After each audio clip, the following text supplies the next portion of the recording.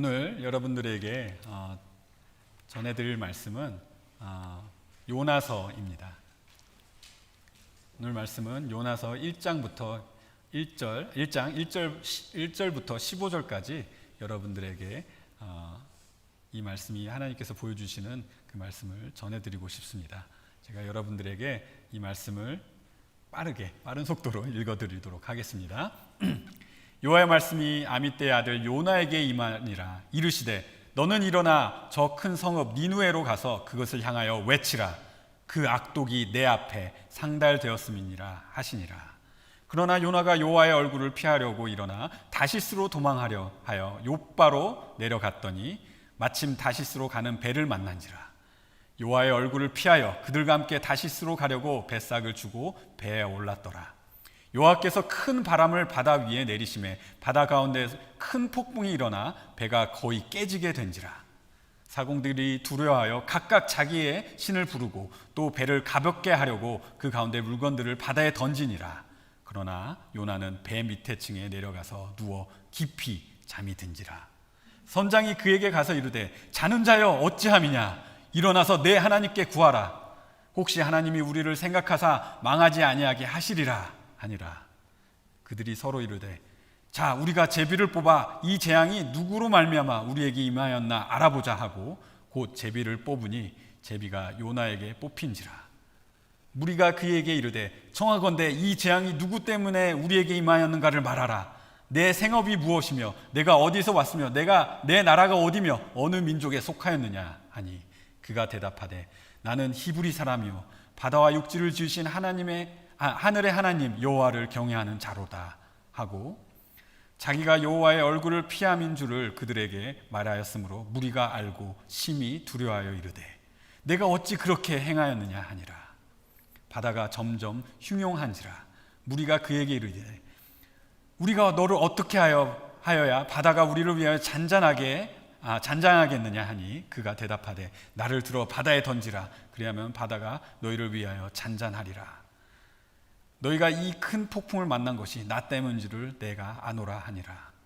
그러나 그 사람들이 힘써 노를 저 배를 육지로 돌리고자 하다가 바다가 그들을 향하여 점점 더 흉용함으로 능히 못한지라. 무리가 여호와께 부르짖어 이르되 여호와여 구하고 구하오니 이 사람의 생명 때문에 우리를 멸망시키지 마옵소서. 무죄한 피를 우리에게 돌리지 마옵소서. 주 여호와께서는 주의 뜻대로 행하심이니이다 하고 요나를 들어 바다에 던지매 바다가 뛰노는 것이 곧 그친지라. 아멘. 요나서는 이렇게 주일학교 아이들에게 아주 재밌게 들려주는 그런 성경 이야기로 저희가 잘 알고 있습니다. 아마 이 물고기 뱃속에 그 3일을 있었던 그 요나라는 이 캐릭터는 아이들에게 이렇게 재밌는 그런 상상의 이야기거리가 되는 것이죠.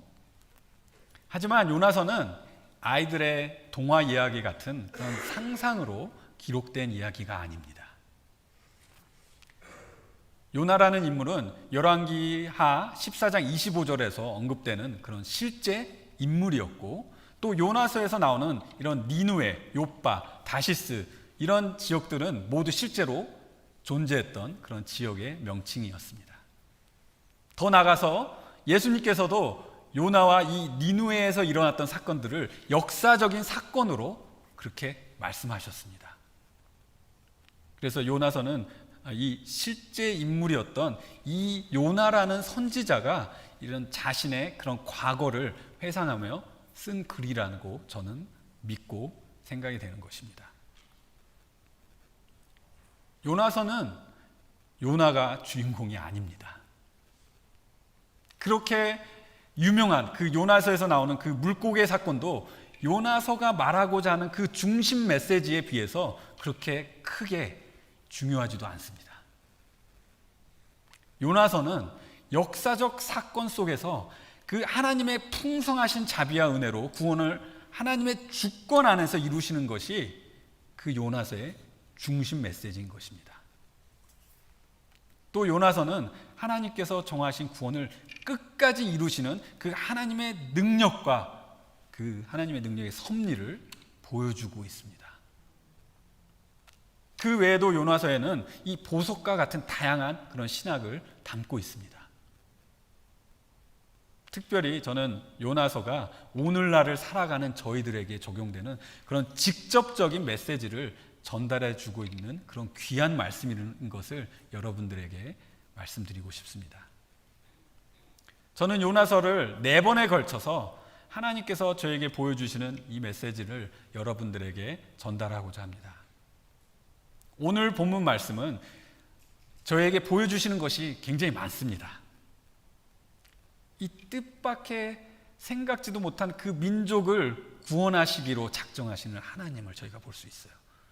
그리고 하나님의 뜻과 명령을 피하여 도망가는 그 선지자 요나, 그렇게 도망가는 요나를 쫓으시는 하나님, 요나의 불순종 속에서도 하나님의 그 선하신 계획을 굳이 그 불순종한 요나를 통해서 끝까지 이루려 하시는 그 하나님, 그 불순종으로 완전히 틀어져 버린 그 요나의 임무의 그 시작을 하나님의 전능하신가, 하나님의 놀라운 섭리로 그 어긋난 모든 것을 제자리로 돌이키시는 그런 하나님의 능력을 저희가 이 말씀을 통해서 볼 수가 있는 것이죠.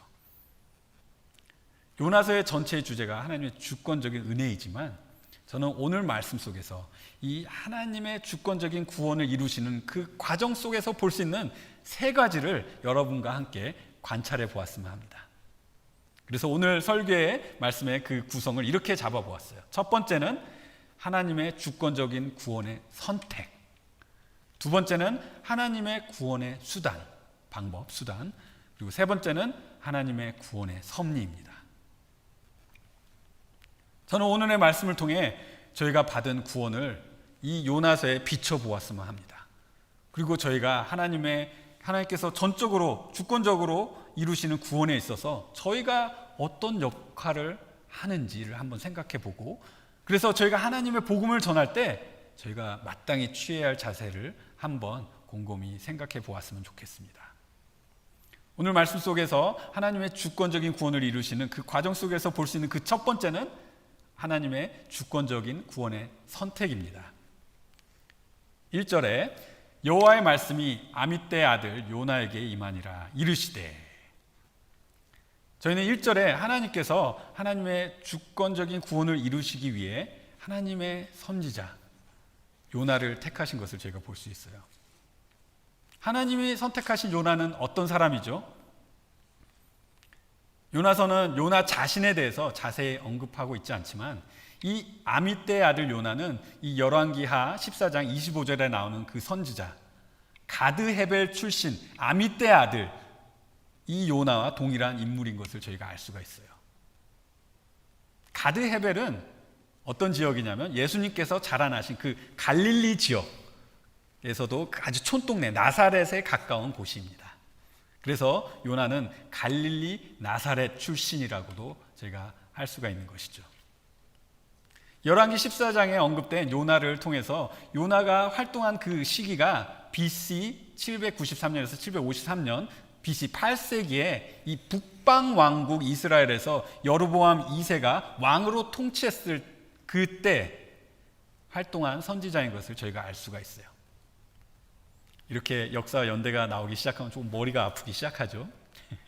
하지만 연대를 아는 것이 중요한 것은 이러한 연대가 요나가 정말 역사적인 사람인 것을 말해주고 있고, 또 그 시대의 배경을 알 때 하나님의 말씀을 불순종할 만큼 요나가 왜 니느웨에 그렇게 가기 싫어했는지를 설명해 줄 수 있는 열쇠가 되기 때문이에요. 저는 어렸을 때 주일학교 때 선생님이 요나가 니느웨 사람들을 무서워서 도망간 이 겁쟁이 선지자로 이렇게 가르쳐 주셔서 그런 줄만 알고 있었어요.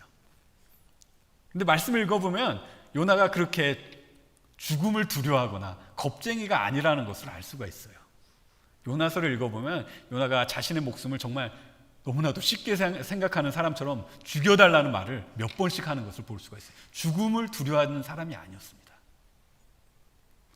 그러면 요나가 왜 그렇게 죽도록 니느웨에 가기 싫어했을까 하는 것을 알기 위해는 이 요나의 시대의 이스라엘과 이 니느웨가 수도였던 그 아수르 제국의 국가적인 그 긴장감을 잘 이해하셔야 하는 것입니다.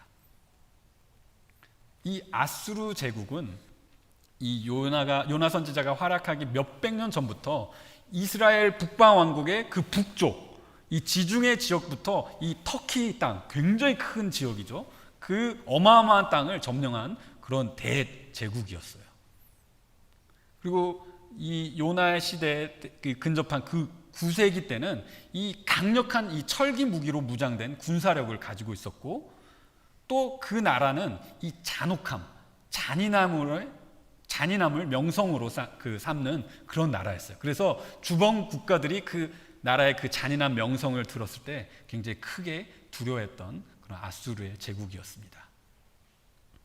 그 잔혹한 모습은 이 아수르의 유적들, 또 아수르의 그 남은 그 기념비에서 이렇게 저희가 찾아볼 수가 있는데, 그 유적들을 보면 전쟁 후에 사람 시체를 이렇게 나무에 매달린 그런 것들을 새겨 놓았어요.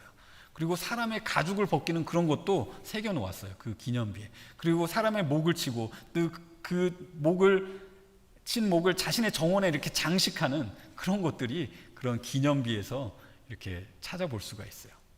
마치 자신들의 잔인함이 자랑인 듯이 그렇게 잔인한 것이죠. 특별히 니느웨 성은 여러분 나훔서를 읽어보셨을지 모르시겠지만 나훔서 3장에서는 그 포악했던 모습을 잘 보여주고 있는데, 니느웨 성을 피의 성이라고 그렇게 묘사하고 있어요. 죽은 시체들이 이렇게 무더기로 쌓여 있어서 다니는 사람들이 지나가다가 그 시체에 걸려 넘어질 정도로 시체가 가득한 도시, 그러한 잔인하고 포악한 도시의 모습으로 이렇게 묘사해주고 있어요. 아수르는 이러한 잔인함을 자랑으로 생각했고 자신의 명성으로 그렇게 생각했습니다. 이스라엘은 요나가 활동하기 이전부터 이 악하고 잔인한 이 아수르의 제국에게 조공을 바쳤던 것을 또 그런 기념비 유적 속에서 그 내용을 찾아볼 수가 있어요. 성경 아닌 그런 기념비 유적 속에서 저희가 찾을 수 있는 게 얼마나 놀랍습니까? 또 열왕기 하를 읽어보면 많은 이스라엘 왕들이 또 아수르의 왕들에게 조공을 바친 역사들이 많이 기록되어 있습니다. 또 요나의 활동 이후의 시대 이야기이지만 이 북방왕국 이스라엘은 아수르 제국으로 인하여 이 멸망하게 되기까지 하죠. 이러한 점들을 고려했을 때 이 아수르라는 제국은 이스라엘 사람이 보았을 때 어땠을까요? 원수였죠, 원수. 선지자된 요나가 하나님을 불순종해 가면서까지 니느웨에 가기 싫어했던 것은 단순히 이 잔인한 아수르 사람들이 두려웠던 것이 아닌 것입니다. 그 이상의 것, 어쩌면 요나가 자신의 민족을 너무나 사랑하고 애국자였기 때문에 그 원수된 아수르를 증오하는 그 마음이 심했기 때문에 니느웨에 그 하나님의 심판을 메시지를 전달하여 그들이 혹 회개를 할까, 그 자체에 상상하기도 싫은 것이죠. 그런데 하나님께서 이렇게 원수된 민족을 향하여 그 증오가 가득한 선지자 요나를 택하셔서 이 악하고 잔인한 민족을 구하시기로 선택하십니다. 여러분, 이 상황이 어떤 상황인지 이해가 되십니까? 예를 들자면 이런 거예요. 저희가 알고 있는 역사 속에서 가장 악하다고 생각하는 그런 인간 말종, 좀 험한 말이죠. 인간 말종 같은 사람들이 있잖아요. 히틀러 같은 사람들, 스탈린 같은 사람들, 마오쩌둥 같은 사람들, 이런 독재자들은 사람의 목숨을 이 파리 목숨처럼 여긴 사람들이에요. 그들로 인해서 수백만 명의 목숨이 잃었습니다. 그런데 하나님께서 이렇게 인간 말종들과 그를 따르는 사람들에게 회개의 기회를 주신다는 것, 그리고 혹 그들이 회개해서 하나님의 진노를 피했다면 어쩌면 그 역사 속에 살았던 사람은 이런 것을 절대로 납득할 수가 없고, 또 하나님의 그 주권과 하나님의 그 자비하심을 인정하려고 하지 않았을 거예요. 그런데 지금 요나서에서 나오는 내용이 그러한 비슷한 상황인 거예요. 하나님께서는 그렇게 잔인하고 악한 자들에게 회개를 요구하시려고 그렇게 그들에게 억압을 받았던 민족의 선지자 요나를 선택하셔서 보내십니다. 여러분, 저희는 하나님을 사람의 기준으로 판단을 해서는 안 되는 것이죠. 죄에 있어서 그의 악한 정도가 다를 수 있어요.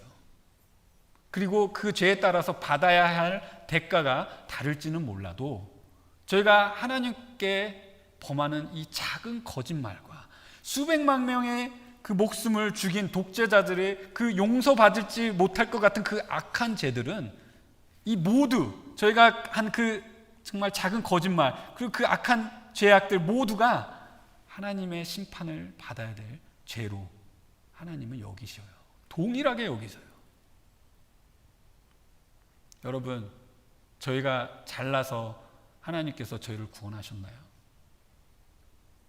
저희가 저희 이웃과 비교했을 때 조금 더 착하게 살아서 하나님께서 그래 내가 너는 구원해 줄게 그렇게 하셨나요? 아니죠.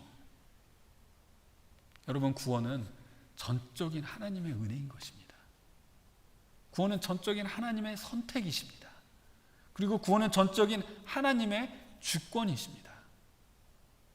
하나님께서는 하나님의 은혜를 베푸실 자들을 하나님의 주권 안에서 정하신 것을 저희는 그 하나님의 주권을 인정해야 하는 것입니다. 그리고 하나님은 저희와 같이 사랑이 부족하고 두려움이 많고 능력 없는 자들을 또 택하셔서 하나님의 뜻을 이루신다는 것을 여러분 기억하셔야 하는 것입니다. 그것 또한 하나님의 선택이기 때문이에요. 그렇다면 저희가 복음을 전할 때 저희가 가져야 하는 자세는 어떠해야 하겠습니까? 저희는 전도할 때 저희 자신의 생각을 비워야 하는 것입니다. 내려놓아야 하는 것입니다. 내가 가지고 있는 그 생각들과 기대와 예상들 모두 버리고 하나님께서 복음을 들고 가라는 그곳에 저희는 가야 하는 것입니다. 그리고 복음이 필요한 자들의 어떤 사람들이든 그 사람들에게 하나님의 복음의 메시지를 전달해야 하는 것입니다. 복음의 메시지를 직접 가서 전달하는 것은 요나 때나 저희 시대에 하나님께서 사용하시는 그런 동일한 이런 구원의 수단입니다. 그래서 두 번째 포인트는 오늘 말씀 속에서 하나님의 주권적인 구원을 이루시는 그 과정 속에서 저희가 관찰할 수 있는 그 두 번째는 하나님의 수단인 것이죠. 그래서 2절을 여러분들에게 읽어드리면 2절에 요나에게 이렇게 말씀하십니다. 너는 일어나 저 큰 성 니누에로 가서 그것을 향하여 외치라. 그 악독이 내 앞에 상달되었음이니라 하시니라. 하나님께서는 요나에게 그 악하고 잔인한 민족의 수도 니누에를 향하여 일어나 가서 외치라 라는 3개의 명령을 하십니다. 이 일어나라는 말은 지금 당장 순종해라고 하라는 그런 명령인가 같은 거예요. 일어나, 지금 일어나. 그리고 가서 하나님의 메시지를 외쳐라. 그냥 단순히 전달하라는 그런 명령을 지금 하시고 계십니다. 무슨 아웃리치 프로그램을 가지고 가서 이렇게 뭐 선데이 스쿨을 하고 이렇게 뭘 하라고 그렇게 하라는 것이 아니에요. 가서 단순히 하나님의 말씀을 전하라고 하시는 거예요. 그 악하고 잔인하고 별의별 사람들이 가득 모여서 사는 그곳에 전해야 할 하나님의 메시지는 간단하고 명료하였습니다. 그들의 악독이 하나님 앞에 상달되었다. 저는 요나에게 명하셨던 이 일어나 가서 외치라 이 명령이 오는 날까지도 하나님께서 영혼을 구하시기 위해서 이 구원받으신 여러분 성도님들에게 명령하시는 그 명령이라고 또 구원의 수단이라고 저는 생각합니다. 예수님께서 십자가에 돌아가셔서 완벽하게 이루신 그 하나님의 구원 앞에 이 죄인을 회개하고 돌아서게 하여 예수님을 믿는 그 믿음으로 인도하는 수단은 바로 믿는 저희가 있는 자리에서 일어나서 복음이 필요한 자들에게 가서 하나님의 말씀 곧 복음을 외치고 전하는 것이 하나님의 구원의 수단인 것이라는 것이죠.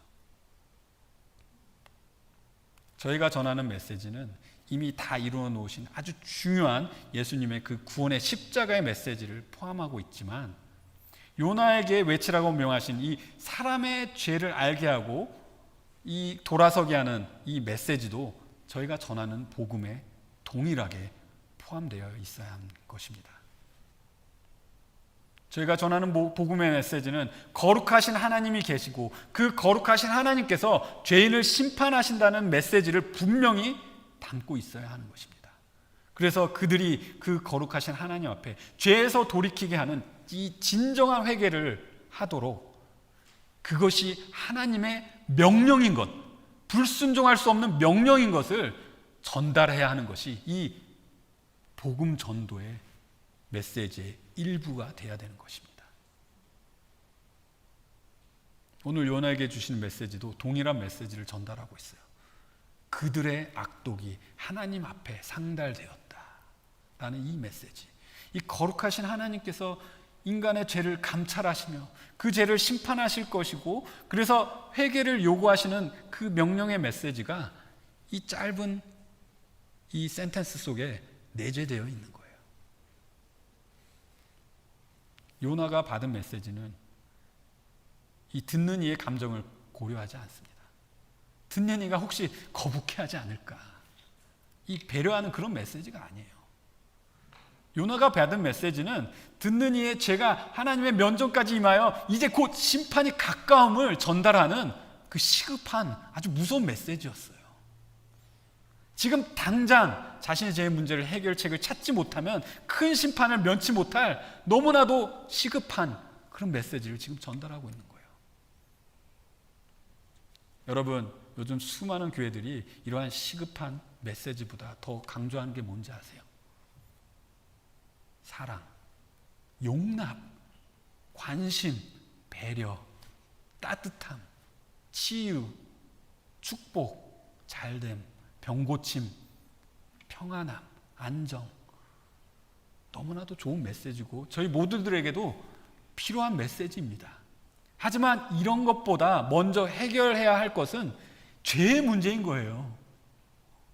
그 시급한 죄의 문제, 지금 당장 해결하지 않으면 마치 바로 임할 것 같은 그 임박한 하나님의 진노가 가장 먼저 해결돼야 하는 거예요. 여러분이 일어나셔서 그 메시지가 필요한 자들에게 가셔서 있는 그대로 전하셔야 합니다. 여러분, 저희가 하나님의 복음을 전할 때 저희가 일어나지 않고 꾸물거리고 저희가 가지 않고 또 하나님의 그 임박한 진노를 전하지 않는 것은 마치 높은 낭떠러지 벼랑 끝에 죽음을 향해 한 발짝 한 발짝 나가고 있는 사람에게 괜찮아, 괜찮다 이렇게 하는 것과 같은 거예요. 죄에 빠져서 돌아서지 않고 이 죽음의 문턱 앞에 있는 그 사람에게 그냥 하나님은 사랑이시기 때문에 너 심판 안 받을 거야, 이렇게 거짓말하는 거나 같은 거예요. 그 죄악의 발걸음에 너 정말 끊어내기 힘들지, 다 괜찮아, 하나님께서 너를 어차피 그렇게 만드신 거니까 괜찮아, 우리는 너 있는 모습 그대로 인정하고 용납할게. 어떻게 이게 사랑이겠어요? 그렇게 가다가 하나님의 심판과 진노를 받아야 하는데, 여러분, 저희가 이렇게 복음을 전해야겠습니까? 아니죠. 죄를 깨우쳐주고 그 위험한 하나님의 심판을 향해 나가는 그 발걸음을 멈춰 서게 할 수 있도록 저희가 그 죄를 드러내 줘야 하는 것입니다. 그래서 그들이 예수님의 십자가, 그 구원의 길로 믿음을 가지고 나올 수 있도록 그들을 인도해야 되는 게 복음의 메시지에 속해 있는 거예요. 그런데 3절을 보시면 때로 그렇게 전도하지 못하는 저희의 모습이 이 요나의 불순종의 모습에 보이게 됩니다. 3절을 읽어드리면, 그러나 요나가 여호와의 얼굴을 피하려고 일어나 다시스로 도망하려 하여 욥바로 내려갔더니 마침 다시스로 가는 배를 만난지라. 여호와의 얼굴을 피하여 그들과 함께 다시스로 가려고 뱃삭을 주고 배에 올랐더라. 니느웨의 그 악한 사람들을 구원하시기 위해 하나님의 선지자 요나를 택하시고 요나에게 하나님의 메시지를 전하라고 하신 것은 그 하나님의 구원의 수단이었습니다. 하지만 요나가 지금 그 하나님의 구원의 수단이 되는 것을 거부하고 하나님의 명령을 불순종하여 다시스로 도망합니다. 다시스는 지금 말하자면 이 스페인에 있는 그런 항구 도시로서 그때 당시에 무역이 굉장히 활발하고 아주 부유한 도시였다고 합니다. 그 당시에 어쩌면 모든 세상을 이렇게 연결해주는 그런 도시였던 것이죠. 그곳에 가면 아마 요나가 하나님을 피할 수 있지 않을까. 완전히 세상에 나간 거니까. 그렇게 생각하고 요나는 욥바라는 항구로 이렇게 내려갑니다. 이 세상의 그 문턱에 내려갑니다. 욥바에서 배를 타고 지중해를 건너 다시스로 가려고 그 배값을 지불합니다. 실수가 아니에요. 자기가 진짜 정한 거예요. 배값을 지불할 정도로 하나님과 멀어지길 원했던 거예요. 요나는 아마도 이제는 더 이상 이 선지자 노릇은 그만하고 멀리 세상으로 나가면 그렇게 하나님을 피할 수 있을 것이라고 아마 그렇게 미련하게 생각했겠죠. 하나님의 사람, 하나님의 선지자가 어떻게 그렇게 생각할 수 있을까? 여러분, 근데 죄를 지을 때는 하나님과 멀어지려고 할 때는 다 요나같이 생각할 수밖에 없어요. 내가 죄를 지을 때는 하나님께서 안 보고 계신다는 그것을, 정말 바보 같은 그 생각을 자신에게 이렇게 세뇌시켜야 마음이 편한 거죠. 그런데 하나님께서 요나를 계속 지켜보고 계신 것이죠. 지금 이 상황이 무슨 상황이냐면 하나님께서 정하시고 계획하신 모든 것을 지금 내가 하나님의 면전 앞에서 피할 수 있다는 그런 미련한 생각으로 하나님의 계획을 바꿔보겠다는 아주 인간적이고 바보 같고 어떻게 보면 또한 악한 그런 상황인 것이죠. 하지만 하나님의 주권적인 구원은 이 하나님의 계획 속에 움직여야 하는 사람들의 그 잘못된 선택과 행동이 낳는 결과에 절대로 영향을 받지 않으십니다. 그러한 하나님의 구원을 이루시는 놀라운 하나님의 능력의 섭리를 저희가 이 말씀을 통해서 지금 이제 볼 건데요. 그것이 저의 세 번째 포인트. 오늘 말씀 속에 하나님의 주권적인 구원을 이루시는 과정 속에서 볼 수 있는 그 세 번째는 하나님의 섭리인 것입니다. 3절에 마침 다시스로 가는 배가 있었다는 그것도 분명 하나님이 이미 그곳에 준비해 놓으신 하나님의 섭리였을 것입니다. 4절을 여러분들에게 읽어드리면 하나님의 그 또 놀라운 섭리, 또 그 자연 현상을 통해서 그 섭리를 보여주시는 것을 저희가 볼 수 있는데 4절에 여호와께서 큰 바람을 바다 위에 내리심에 바다 가운데 큰 폭풍이 일어나 배가 거의 깨지게 된지라. 4절에 여호와께서 큰 바람을 바다 위에 내리심에라고 했을 때 이 내리다는 동사는 무언가를 이렇게 세게 던지다는 그런 그림을 보여주는 동사예요. 그래서 하나님께서 큰 광풍을 바다 위에 마치 이렇게 팍 던지시듯 그래서 폭풍을 일으키셔서 하나님의 얼굴을 피해 도망가는 요나의 계획을 다 뒤엎으시고 요나의 길을 막으시는 하나님의 그 강한 그 간섭을 저에게 보여주고 있는 것이죠. 이 폭풍이 얼마나 심했으면 그 배가 그냥 바람에 이렇게 요동하는 게 아니라 배가 그냥 두 동강 나서 침몰할 지경이라고 이렇게 표현하고 있어요. 그렇게 심한 폭풍을 하나님께서 일으키신 것이죠. 자연현상을 일으키시는 그 하나님의 섭리적 간섭 속에 요나와 함께 배를 탄 선원들의 행동과 또 그 행동과 대조되는 요나의 행동을 5절과 6절에서 볼 수 있는데 5절을 읽어드리면 사공들이 두려워하여 각각 자기의 신을 부르고 또 배를 가볍게 하려고 그 가운데 물건들을 바다에 던지니라. 이 사공들의 이 다양한 이 항해 경험 속에서 아마도 많은 태풍을 경험해 보았을 거예요. 하지만 이 사공들이 두려워하고 자기의 신을 부르고 또 자기 목숨을 건지려고 이렇게 애써 그 귀한 물건들을 버리는 것, 이런 것들은 이 태풍이 얼마나 심했는지를 저에게 더 실감하게 해주는 것이죠.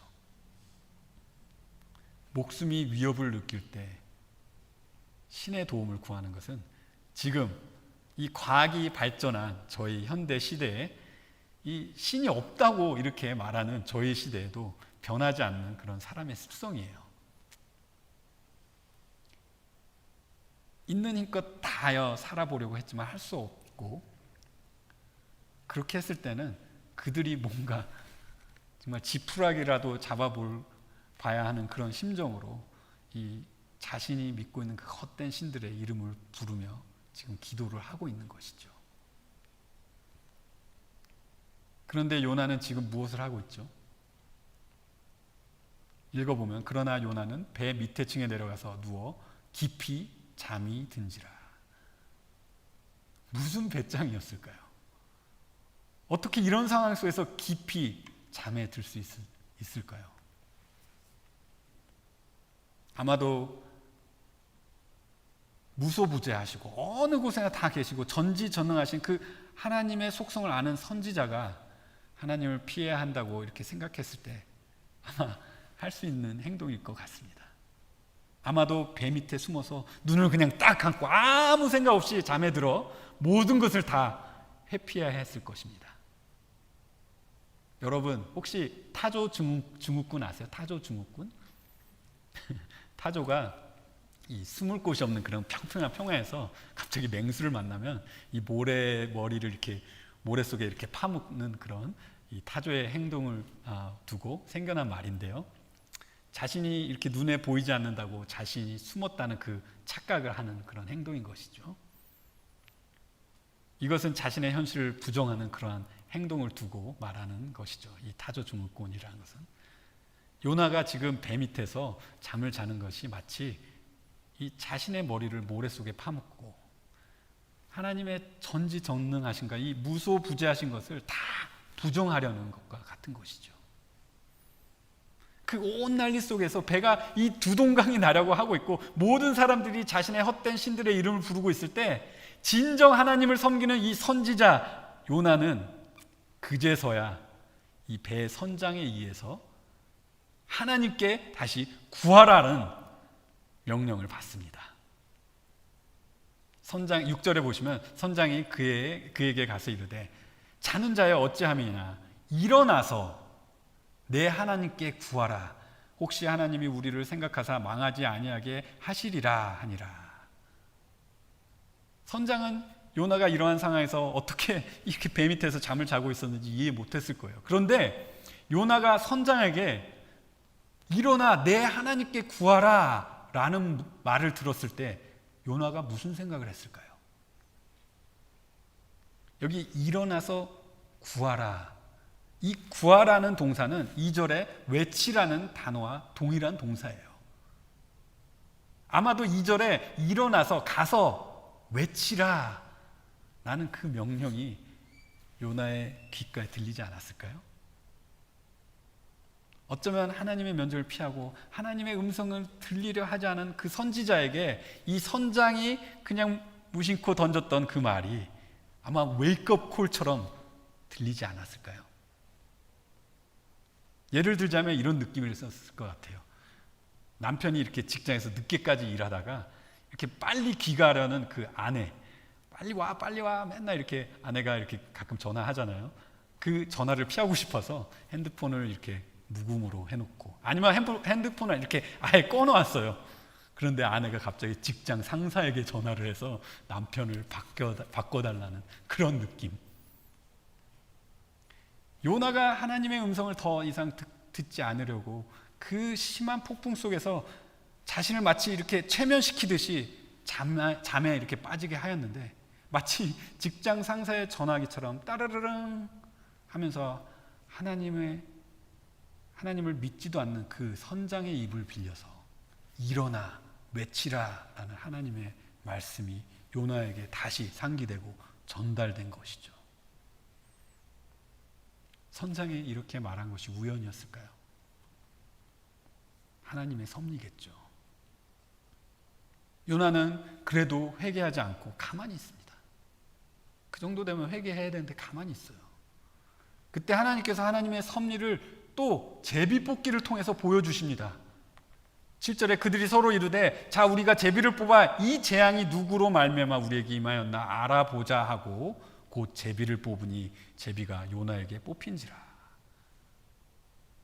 아무리 우상을 섬기는 사람들이었어도 이렇게 심한 폭풍을 하나님께서 하신 것이고, 또 분명 죄를 심판하시기 위해서 이 폭풍을 하나님께서 보내셨다고 그 우상 숭배하는 사람도 그렇게 생각을 했어요.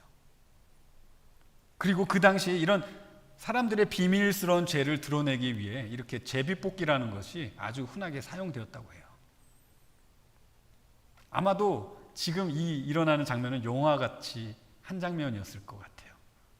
이렇게 주사위도 이렇게 던져도 확률이 있잖아요.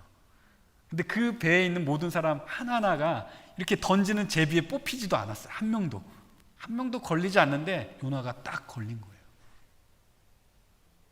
요나가 그 제비 뽑기에 걸려서 사람들이 다 요나를 쳐다보고 있는 거 한번 상상해 보세요. 하나님을 불순종하고도 아직 회개하려 하지 않는 그 하나님의 사람, 하나님의 선지자를 하나님께서는 자꾸 더 궁지로 몰아가시는 그 하나님의 섭리가 보이시나요? 8절부터 9절에는 하나님은 요나에게 그 자신의 잘못을 고하게 하십니다. 하지만 하나님 앞에 자신의 잘못을 아직 요나가 인정하지 않고 사람들 앞에서 자신의 잘못을 인정하죠. 그래서 8절에 무리가 그에게 이르되 청하건대 이 재앙이 누구 때문에 우리에게 임하였는가 말하라.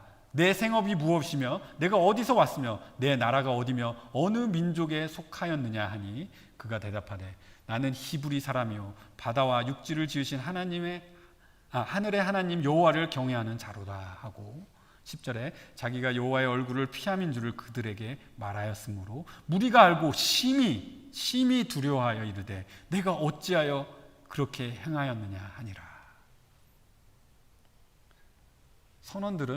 이 배에 탄 선원들은 폭풍 속의 죽음 앞에 다급하게 요나에게 물어요. 요나에게 누구 죄 때문에 우리가 지금 죽어야 하는지를 밝히라고 이렇게 묻습니다. 하나님의 심판 앞에서 가장 시급한 것은 아까도 말씀드렸듯이 죄의 문제인 거예요. 요나는 자신의 그 정체와 자신의 잘못을 숨기지 않고 다 말합니다. 요나는 자신이 이 바다와 육지를 지으시고 하늘에 계시는 여호와 하나님을 경외하는 히브리인이라고 말합니다. 하나님의 사람, 선지자라고 이렇게 말하는 것이죠. 그 당시에 사람들이 아마 선지자가 지금 여기 있다는 것이 굉장히 놀라웠을 거예요. 그 당시에 사람들이 이렇게 또 신을 노하게 하는 것은 그 사람들한테는 이렇게 상상할 수도 없는 그런 것이었을 거예요. 너무나도 두려웠던 것이었을 거예요.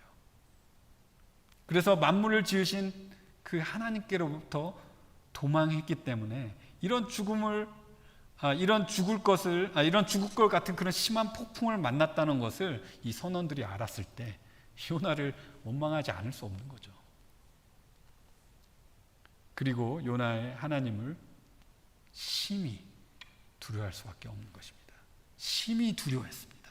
자신들이 맞이한 그 폭풍보다 더 여호와 하나님을 두려워했습니다.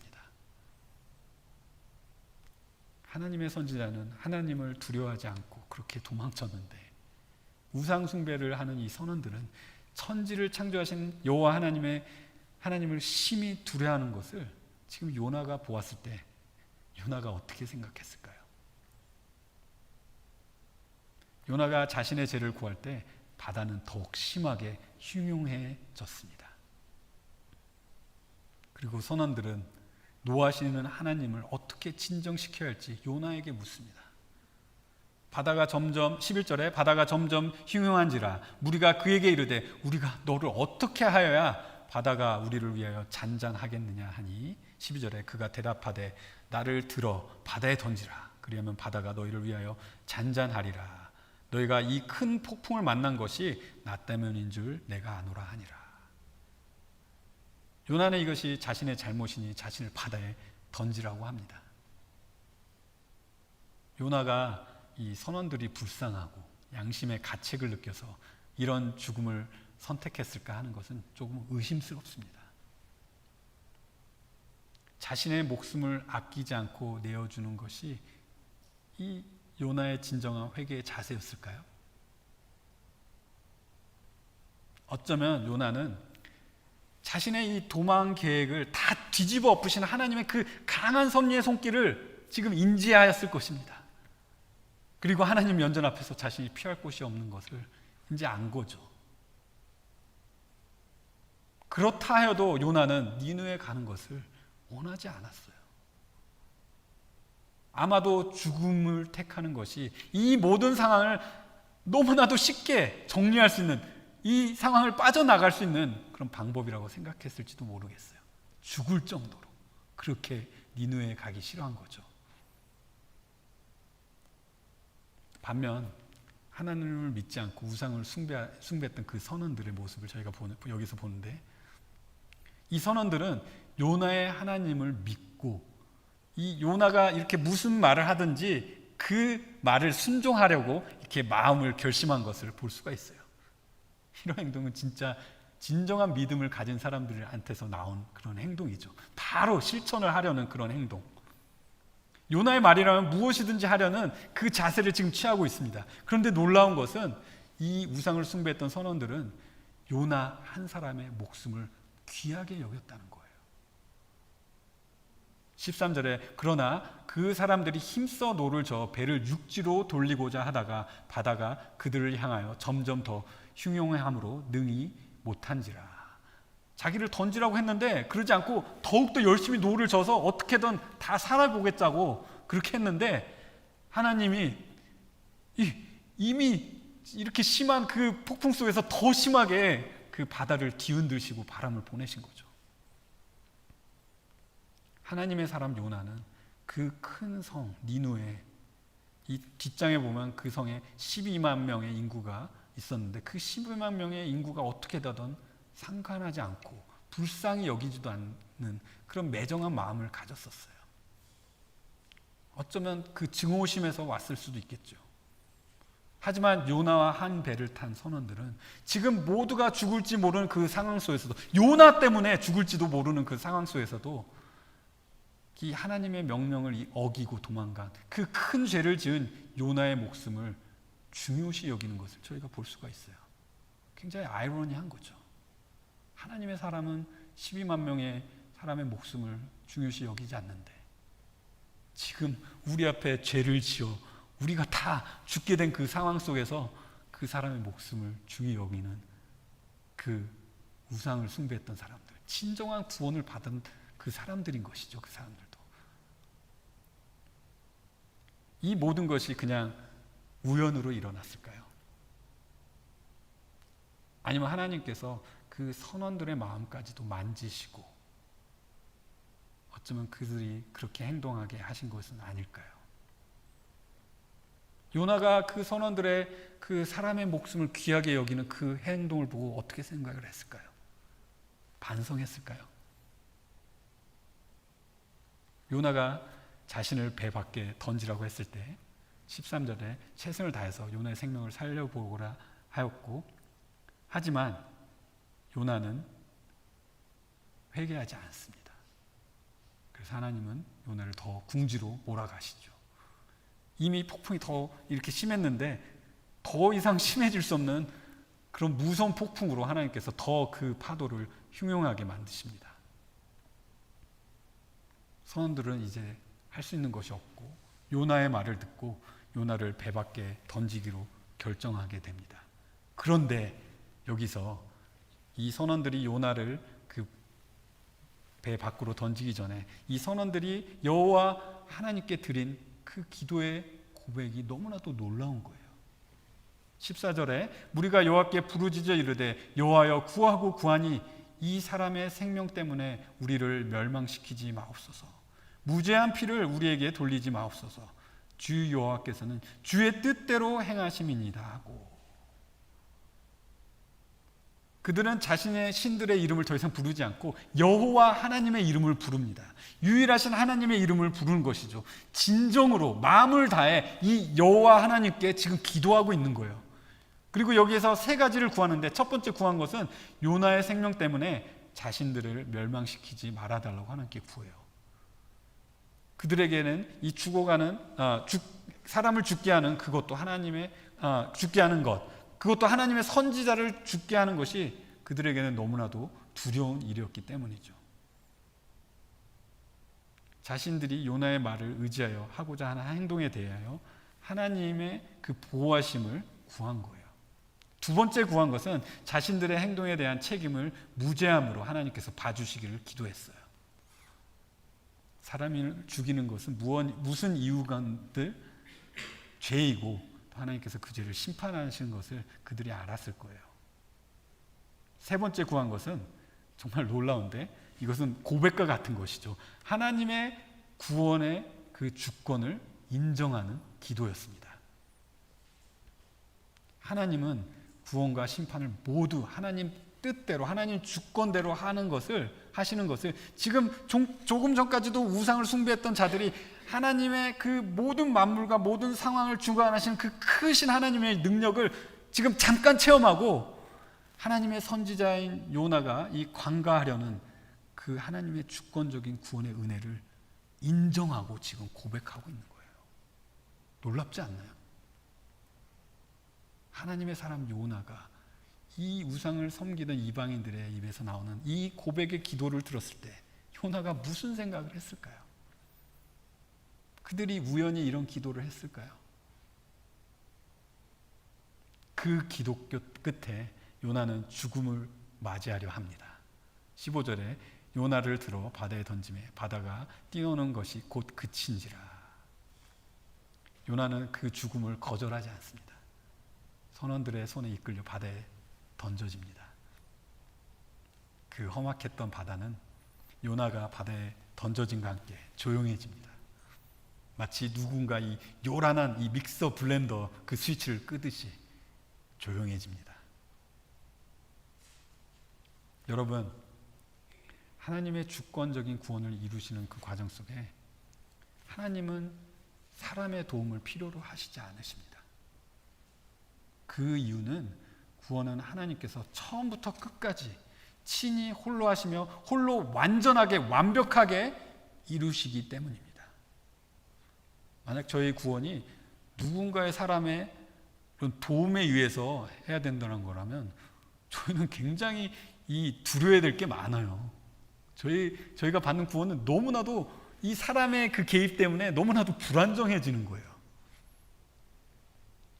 하나님의 그 실패할 수 없는 그 능력으로, 하나님의 그 무한하신 지혜로 모든 것을 주관하시고 움직이시고 모든 것을 하나님의 뜻을 위하여 사용하시는 그 하나님의 섭리 안에서 하나님은 하나님께서 정하신 그 구원의 계획을 완전하게 완벽하게 이루십니다.